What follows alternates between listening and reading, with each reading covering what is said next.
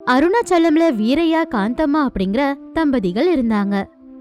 காந்தம்மா அப்படின்னா அந்த ஊர்க்காரங்களுக்கு ரொம்ப மரியாதை. வீரையா சீட்டாட்டம் ஆடுறதுனால ஊர்க்காரங்க அவரை பெருசா ஒன்னும் பொருட்படுத்த மாட்டாங்க. சில பேர் வீரையாவை எப்ப பாரு திட்டிக்கிட்டே இருப்பாங்க.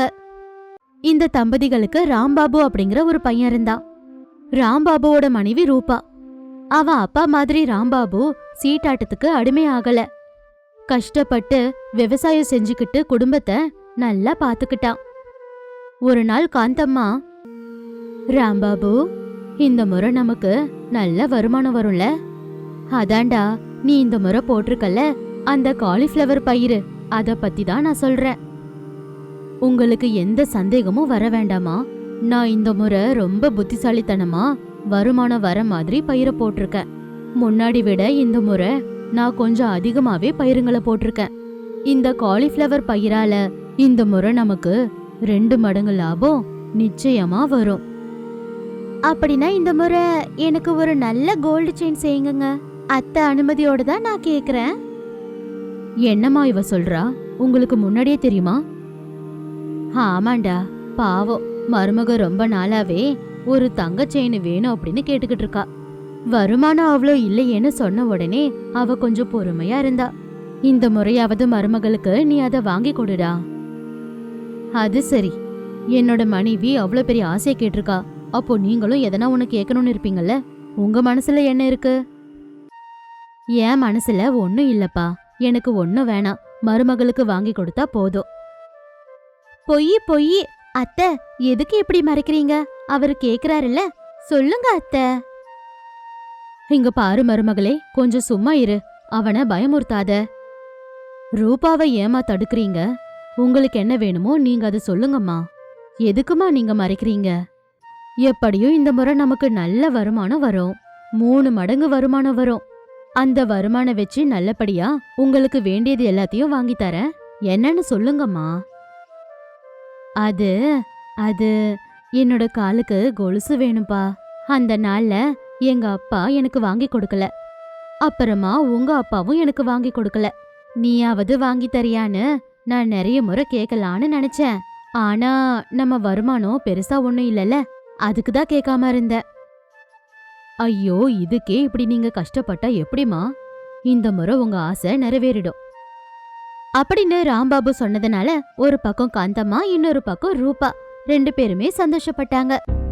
ஆனா அப்பவே குள்ளநரி மாதிரி காத்துக்கிட்டு இருந்த ராம்பாபுவோட அப்பா வீரையா கூட அவனோட மனசுல நினைச்சத கேட்க ஆரம்பிச்சான்.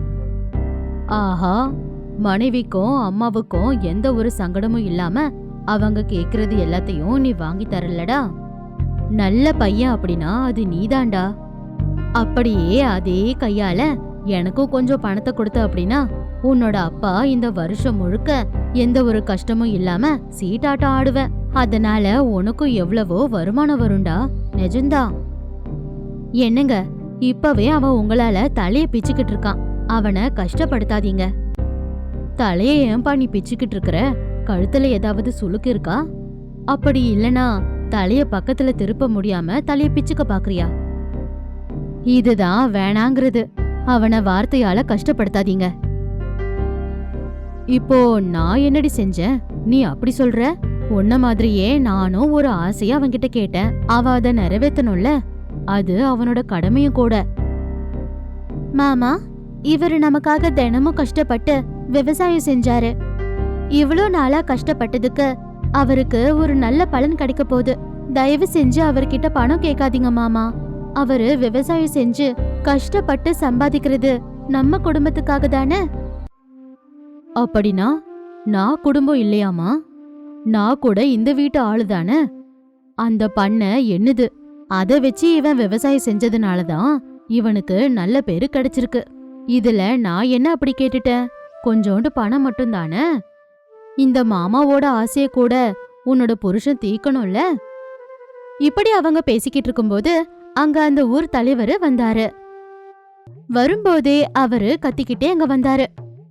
ஏன்பா ராம்பாபு, ராம்பாபு, என்ன ஆச்சு தலைவரே? எதுக்கு நீங்க இப்படி கத்துறீங்க? நாய்னா கொலைக்கதான் செய்யும், தலைவர் அப்படின்னா கத்ததான் செய்வாரு. நீ சும்மா இருடா ராம்பாபு. இங்க பாரு வீரையா, இந்த பேச்சுதான் வேணாங்கிறது. வேணாம் அப்படின்னா வேற யாருக்காவது கொடுத்துருங்க. எதுக்கு நீங்க என்கிட்ட முகத்தை காட்டுறீங்க? ஐயோ, பெரிய நச புடிச்ச ஆளா இருக்கானே, உனக்கு ரொம்ப திமிராகிடுச்சு. அந்த சீட்டாட்டம் ஆடி ஆடி உனக்கு அறிவில்லாம போயிடுச்சு. எங்க போயிடுச்சுங்க? அது எங்கேயோ போறேன்னு என்கிட்ட ஒன்னும் சொல்லலையே. ஐயோ, காலையில உன் வாயில தலைய விட்டேன் பாரு, என் மேலதான் தப்பு. என்னோட வாயி காலியாதான் இருக்கு, அப்புறம் நீங்க தலைய விட்டேன்னு சொல்றீங்க? உங்க தலை கூட உங்க கழுத்து மேலதாங்க இருக்குது. சி தூ, உனக்கு ஒரு கும்பிடு. பாரு ராம்பாபு, உன்கிட்ட ஒரு முக்கியமான விஷயத்த சொல்லதான் வந்த. ஜாக்கிரதையா கேளு. நான் சொல்றத கேட்டு நீ உன் இதயத்தை கல்லாக்கிக்கோ. இதயத்தை எப்படிங்க கல்லா மாத்துறது? இதயத்துக்குள்ள ரத்தம் போகாதுல்ல. பாரு வீரையா, கொஞ்சம் வாய மூடுறியா? இது உன் பையனுக்கு நஷ்டத்தை வர வைக்கிற விஷயம். அதுக்குதான் நானே நேரா வந்து இத சொல்றேன். தலைவர் அப்படி சொன்ன உடனே ராம்பாபு பயப்பட ஆரம்பிச்சுட்டான். காந்தம்மாவும் ரூபாவும் கூட ரொம்ப டென்ஷன் ஆகிட்டாங்க. உங்க கூட சண்டை போட்டுக்கிட்டே இருப்பான் இல்லையா அந்த பக்கத்து பண்ணக்காரன் சங்கரம், அவன் ஒரு பெரிய தப்ப செஞ்சுட்டான்யா. உனக்கு நஷ்டம் வர மாதிரி அவன் செஞ்சுட்டான். நீ விளைவிக்கிற காலிஃபிளவரை சாப்பிடக்கூடாதுன்னு அவன் பிரச்சாரம் பண்றான். அதுல ஆபத்தான மருந்துங்களை போட்டு நீ பயிரை விளைவிச்சிருக்க அப்படின்னு எல்லார்கிட்டயும் அவன் பிரச்சாரம் பண்ணிட்டான். எல்லாரும் உன்னோட விளைச்சலை வாங்குறதுக்கு முன் வர மாட்றாங்க. நீ என்னன்னா நாளைக்கு அந்த விளைச்சலை பறிச்சு விக்கலான்னு பாத்துக்கிட்டு இருக்கிற. ஆனா அதுக்குள்ள அவன் இப்படி ஒரு வேலைய பாத்துட்டான். ஊரு முழுக்க உன்னோட விளைச்சலை பத்தி தான் பேசிக்கிட்டு இருக்காங்க. இனி லாபம் இல்லையா, நீ தான் எதனா ஒண்ணு செய்யணும். அது மட்டும் இல்ல, உன்னோட அப்பாவும் கூட நீ ஏதோ கெமிக்கல் மருந்து தான் போட்டு பயிரை விளைவிக்கிறன்னு சொல்லி இருக்கிறாராம். நான் எதுக்கு சொல்ல போறேன்? நான் அப்படி சொல்லலையே. வீரையா, நீ செஞ்சது ரொம்ப தப்புயா. ஊர் முழுக்க அந்த சங்கரம் பேச்ச கேக்கல. ஆனா நீயே உன் பையன் போட்ட பயிரை பத்தி சொன்ன இல்லையா, அததான் எல்லாருமே நம்பிட்டாங்க. இப்படி தலைவர் சொன்னதை கேட்டும் அவனோட அப்பா செஞ்ச துரோகத்தையும் நினைச்சுக்கிட்டு ராம்பாபு மயங்கி விழுந்துட்டான். ரூபா ரொம்ப பயந்து போயிட்டா, கண்ணீர் விட்டா. காந்தம்மாவும் அவங்க பையனை பார்த்து குமுறி குமுறி அழுதாங்க. அதுக்கப்புறமா முகத்துல தண்ணிய தெளிச்சு ராம்பாபுவ மயக்க தெளிய வச்சாங்க. ராம்பாபு எழுந்ததுக்கு அப்புறமா ஓன்னு அழுதுட்டான். ஐயோ, இனிமே என்னால எதுவும் செய்ய முடியாது. எல்லாம் வீணா போயிடுச்சு. வருஷம் முழுக்க கஷ்டப்பட்டு விளைவிச்சதெல்லாம் வீணா போயிடுச்சு. என் அப்பாவே எனக்கு இப்படி ஒரு நஷ்டத்தை கொண்டு வருவாருன்னு நினைச்சு கூட பாக்கல. டேய் ராம்பாபு, குடிச்சிட்டா நான் என்ன பேசுவேன்னு எனக்கே தெரியாதுல்ல. நேத்து அவன் குடிக்க வாங்கி கொடுத்தான்டா. அந்த நேரத்துல தான் நான் ஏதோ ஒன்ன உளறிருப்பேன். என்ன மன்னிச்சிடுறா. சே, நிறுத்துங்க. பையனுக்கே இப்படி ஒரு துரோகத்தை செய்வீங்கன்னு நினைச்சு கூட பாக்கல. உங்க முகத்தை காட்டாதீங்க, போங்க இங்க இருந்து. வீரையா போனதுக்கு அப்புறமா ராம்பாபுவ காந்தம்மாவும் ரூபாவும் சமாதானப்படுத்தினாங்க. அப்போ காந்தம்மாவுக்கு ஒரு நல்ல யோசனை ஒண்ணு வந்துச்சு. காலிஃபிளவர் விளைச்சல வீணாக்காம பிக்கிள் செய்யலான்னு முடிவெடுத்தாங்க. அந்த விஷயத்த ராம்பாபு கிட்டயும் ரூபா கிட்டயும் சொன்னாங்க. ரொம்ப நல்ல யோசனை அத்தை. காலிஃபிளவர் பிக்கிள் செஞ்சதும் நம்ம அத பட்டணத்துக்கு கொண்டு போய் விக்கலாம். நமக்கு நல்ல வருமானம் வரும். பயிருக்கு நம்ம செலவு பண்ணதை விட 5 மடங்கு நமக்கு லாபம் வரும். ஆமாமா, நம்ம ராத்திரியில இருந்தே வேலைய ஆரம்பிக்கணும். இல்லனா அந்த பக்கத்து பண்ண சங்கரம் வேற எதனா ஒண்ணு செஞ்சு நம்மள இன்னும் கஷ்டப்படுத்துவான். அப்படின்னா வாங்க இப்ப விளைச்சல பறிக்க ஆரம்பிக்கலாம் அப்படின்னு சொன்னதும் ராம்பாபு கூட சேர்ந்து காந்தம்மா ரூபா காலிஃபிளவர் விளைச்சல பறிச்சுட்டு வந்து வீட்ல பிக்கிள் செய்ய ஆரம்பிச்சாங்க. ஒரு பக்கம் காந்தம்மா காலிஃபிளவர் பிக்கிள் செஞ்சுக்கிட்டு இருக்கும்போது இன்னொரு பக்கம் ரூபா அதை பார்சல் பண்ணிக்கிட்டு இருந்தா. மறுநாள் காலையிலேயே காலிஃபிளவர் பிக்கிளுங்களை எடுத்துக்கிட்டு காந்தம்மாவும் ரூபாவும் பட்டணத்துக்கு போனாங்க. அங்க எல்லா இடத்துலயும் அந்த காலிஃபிளவர் பிக்கிளை வித்து பணத்தை எடுத்துக்கிட்டு வீட்டுக்கு வந்தாங்க. வீட்டுக்கு வந்து ராம்பாபு கிட்ட பணத்தை காட்டின உடனே அவன் ரொம்ப சந்தோஷப்பட்டான். ரொம்ப சந்தோஷமா இருக்குமா, எல்லாமே முடிஞ்சு போயிடுச்சுன்னு நினைச்சேன். நீங்க தான் என்ன காப்பாத்தினீங்க. ஆக மொத்தம் அத்தையும் மருமகளும் சாதிச்சிட்டாங்க. அப்போ அங்க தலைவர் வந்தாரு. ஏன்பா ராம்பாபு, ராம்பாபு, பட்டணத்துல இருந்து எனக்கு ஒரு பெரிய வியாபாரி போன் பண்ணாரு. மார்க்கெட்ல உன்னோட காலிஃபிளவர் பிக்கலுக்கு நல்ல கிராக்கி இருக்கான். அதுக்காக அவங்களுக்கு ஒரு லாரி நிறைய பிக்கல் வேணும் அப்படின்னு ஆர்டர் கொடுத்திருக்காங்க. எவ்வளோ செலவானாலும் பரவாயில்ல, அத 2 நாள்ல தயார் பண்ணிடுங்க. இந்தாங்க அதுக்கு பணம். ராம்பாபுவோட சந்தோஷம் 2 மடங்கு ஆகிடுச்சு. இத சாதிச்சது நான் இல்ல தலைவரே, இதோ என்னோட அம்மாவும் என் மனைவியும் தான். இவங்க மட்டும் இல்ல அப்படின்னா இந்த விஷயம் நடந்தே இருந்திருக்காது. இவங்க தேவதைங்க, என்ன காப்பாத்துறதுக்காக வந்த தேவதைங்க. ஆமாங்க, இப்போ நீங்க இந்த தேவதைங்களுக்கு கோவில் கட்டுனா நான் அதுல பூசாரியா இருப்பேங்க. எனக்கு ஒன்னும் நீங்க நிறைய பணம் கொடுக்க வேண்டியதில்ல, சீட்டாட்டத்துக்கு ஒரு 1000 ரூபாய் கொடுத்தா போதும். அப்பப்பப்பா, உங்க எல்லார் கூடவும் நான் சந்தோஷமா இருந்தாலும் ஆனா இவன் தொல்லைய மட்டும் என்னால சகிச்சுக்க முடியல. நான் இங்க ரொம்ப நேரம் இருக்கிறது நல்லது இல்லைன்னு நினைக்கிறேன் அப்படின்னு தலைவர் அவர் கையில இருந்த பணத்தை ராம்பாபு கிட்ட கொடுத்துட்டு கிளம்பிட்டாரு. அவரை பார்த்து காந்தம்மாவும் ரூபாவும் சிரிச்சாங்க. விளைச்சலால 5 மடங்கு பணம் கைக்கு வந்ததும் ராம்பாபு ரொம்பவே சந்தோஷப்பட்டான். அப்புறம் அந்த குடும்பத்துல இருந்த அத்தையும் மருமகளும் காலிஃபிளவர் பிக்கிள் செஞ்சுக்கிட்டு நல்ல பேரை சம்பாதிச்சாங்க. ஏழை அத்தை மருமகளின் பொங்கல். ராமலிங்கபுரம்ங்கிற ஊர்ல சாரதா அப்படிங்கிற ஒரு அம்மா இருந்தாங்க. அவங்களுக்கு சாயி அப்படிங்கிற பையனும் சாந்தி அப்படிங்கிற மருமகளும் இருந்தாங்க. ஒரு சின்ன வீட்ல இருந்துகிட்டு எல்லாரும் கிடைச்ச வேலைங்களை செஞ்சு வாழ்ந்துகிட்டு இருந்தாங்க. ஏழைங்கன்றதுனால 10ம் பத்தாத பணத்தை வச்சு அவங்களோட குடும்பத்தை அவங்க நடத்திட்டு வந்தாங்க. ஒரு நாள் சாரதா, என்னம்மா சாந்தி, இன்னைக்கு வேலை ஒன்னும் கிடைக்கலையா? இன்னைக்கு எனக்கு உடம்பு சரியில்லை அத்தை. அவரு என்ன வீட்லயே இருந்து ஓய்வெடுத்துக்கோன்னு சொல்லிட்டு போயிட்டாரு. ஆமா, நீங்க என்ன இன்னமும் வீட்லயே இருக்கீங்க? இந்த நேரத்துக்கு நீங்க எங்கேயோ ஒரு இடத்துக்கு வேலைக்கு போயிடுவீங்கல்ல? நிறைய பேருக்கு இன்னைக்கு வேலை கிடைக்காம அவங்க வீட்டுக்கு அவங்க போயிட்டாங்கம்மா. நான் கூட வந்துட்டேன். அப்படின்னா இன்னைக்கு நீங்க கூட வீட்லயே இருப்பீங்கல்ல? நம்ம இன்னைக்கு வீட்டு வேலைங்களை பாத்துக்கலாம் அத்தை. சரிம்மா. குறைஞ்சது இன்னைக்கு சாயாவது வேலைக்கு போனானே, அவனும் வேலைக்கு போகாம இருந்திருந்தா நாளைக்கு நம்ம ரொம்ப கஷ்டப்படுவோம் இல்லையா? ஆமா அத்தை, அவருக்கு தினமும் ஏதோ ஒரு வேலை கிடைச்சுக்கிட்டு இருக்கு.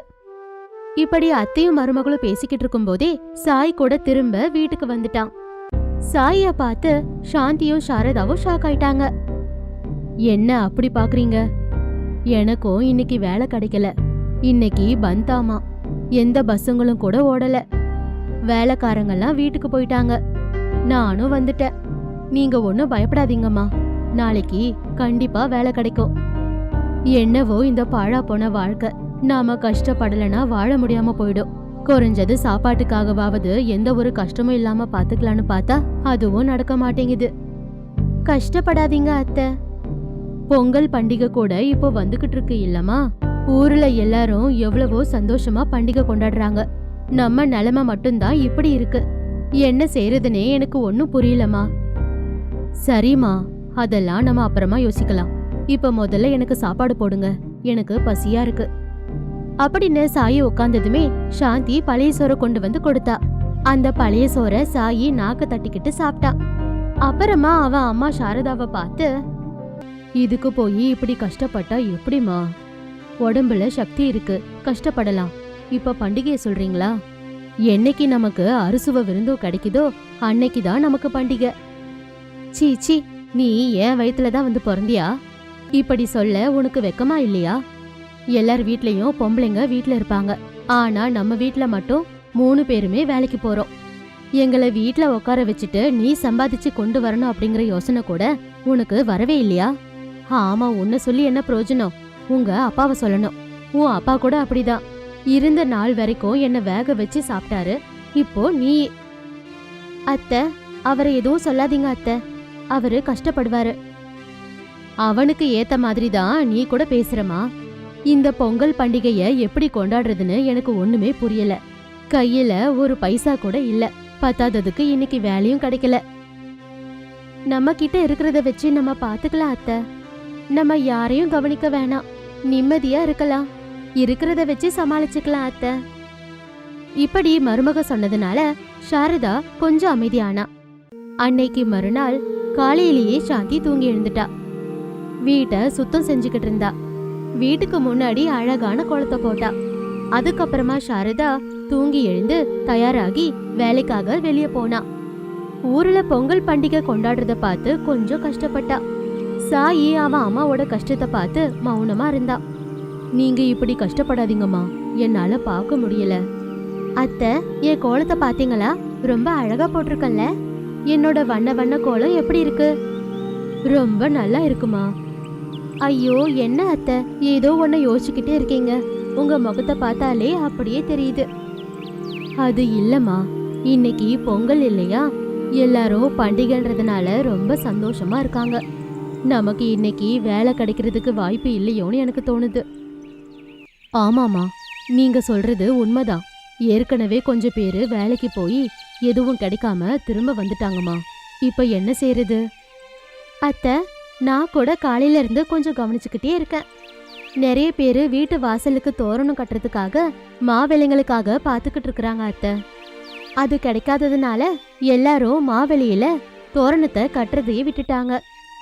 ஐயோ, என்ன சாந்தினி, இப்பவே அம்மா ரொம்ப கஷ்டப்பட்டுக்கிட்டு இருக்காங்க. நீ அவங்க வீட்டுக்கு யாருக்கும் தோரணம் கட்டுறத பத்தி இப்ப யோசிச்சுக்கிட்டு இருக்க?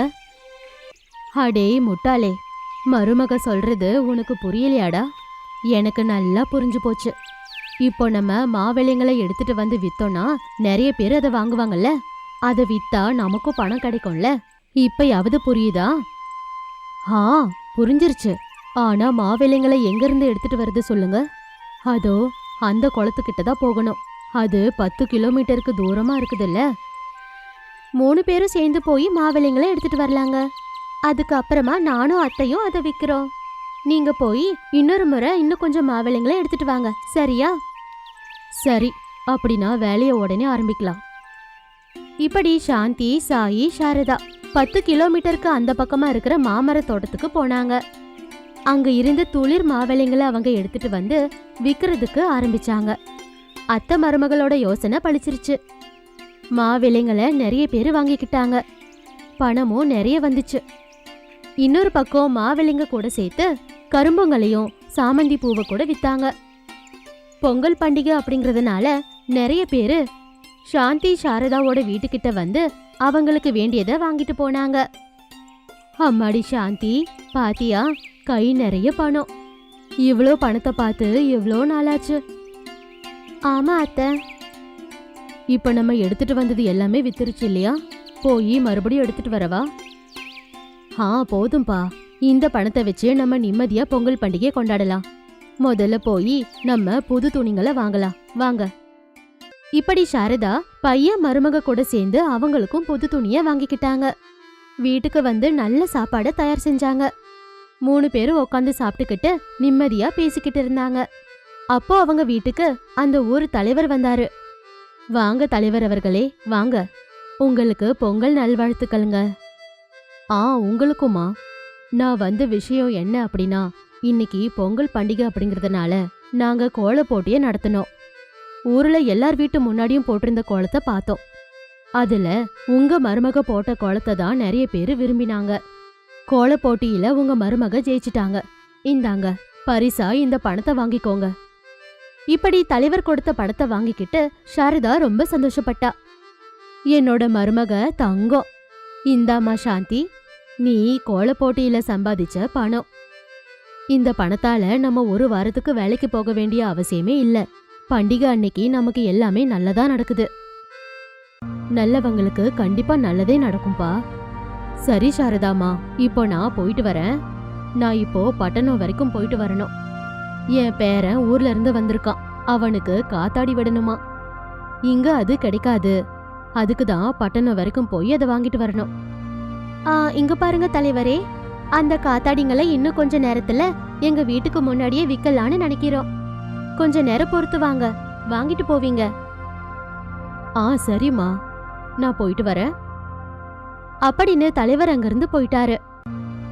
அப்போ சாந்திய சாரதாவும் சாயும் பாத்துக்கிட்டு இருந்தாங்க. என்ன அப்படி பாக்குறீங்க? எனக்கு காத்தாடி கூட செய்ய வரும். நீங்க போய் எனக்கு செய்தித்தாளுங்களை எடுத்துட்டு வாங்க போங்க. நான் அதை வச்சே காத்தாடிங்களை செய்யறேன். அத நம்ம வீட்டு முன்னாடி விக்கலாம். அந்த செய்தித்தாள் பேப்பருங்களை நான் இப்போ உடனே போய் எடுத்துட்டு வரேன். எப்படியும் நம்ம கையில காசு இருக்குல்ல. அந்த கடைக்கிட்ட பேப்பருங்களை விக்கிறாங்க. இப்பவே வாங்கிட்டு வரேன். இப்படி சாயி போய் பேப்பருங்களை வாங்கிட்டு வந்தான். அந்த பேப்பரை வச்சு சாந்தி காத்தாடி செஞ்சுக்கிட்டு இருக்கும்போது சாரதா அதை வீட்டுக்கு முன்னாடி வச்சு வித்துக்கிட்டு இருந்தா. அந்த ஊர்க்காரங்க மட்டும் இல்லாம சுத்தி இருக்கிற ஊர்க்காரங்களும் காத்தாடி வாங்குறதுக்காக நிறைய பேருங்க வந்தாங்க.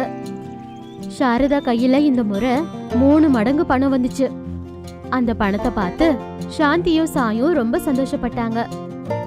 இப்ப நம்ம இந்த மாசம் முழுக்க வீட்ல இருந்தா கூட நஷ்டமே இல்ல.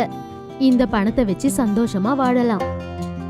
இல்ல, இனிமே நம்ம வேலைக்கே போக வேணாம். இந்த பணத்தை வச்சு நம்ம ஒரு சின்ன கடையை திறக்கலாம். நம்ம அதுல வியாபாரம் செஞ்சுக்கிட்டு வாழலாம். ரொம்ப நல்ல விஷயத்த சொன்னீங்க அத்தை. இன்னைக்கு நிஜமாவே நமக்கு பண்டிகை. எப்பவுமே மறக்க முடியாத பண்டிகை இது. ஆமா ஆமா, இப்போ வாங்க நம்ம ஊரை அப்படியே சுத்தி பார்த்துட்டு வரலாம். சாயி சொன்னதை கேட்டு சாரதாவும் சாந்தியும் சிரிச்சாங்க. 7 அத்தையும் மருமகளும் பொங்கல் பண்டிகைய ரொம்பவே சிறப்பா கொண்டாடினாங்க. அவங்க வாழ்க்கையில அந்த பொங்கல் பண்டிகை வெளிச்சம் கொண்டு வந்ததுனால சாரதாவும் சாந்தியும் சாயும் புது துணிகளை போட்டுக்கிட்டு சந்தோஷமா இருந்தாங்க.